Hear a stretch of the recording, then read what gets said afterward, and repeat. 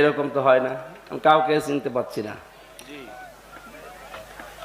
কাউকে চিনতেও পারছি না, কি বলছি নিজেও জানি না। স্বাভাবিক না হলে তো তাফসীর করব কি দিয়ে?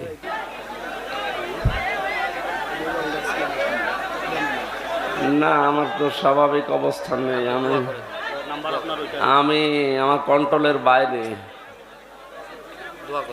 আমি কিছু বুঝতে পারছি না। জোহরের পর থেকে অসুস্থ হয়ে পড়েছি, আমার শরীরের ওপরে কন্ট্রোল নেই, আমি মনে হচ্ছে সৈন্যের ওপরে ভেসে বেড়াচ্ছি, ঝাপসা ঝাপসা দেখা যাচ্ছে। এই 11টার দিকে এক ডাক্তার দেখিয়েছিলাম, ঔষধের ডোজ মনে হয় রিয়াক্ট করেছে। এরকম তো হয় না, আমি কাউকে চিনতে পারছি না, কাউকে চিনতেও পারছি না, কি বলছে নিজেও জানি না।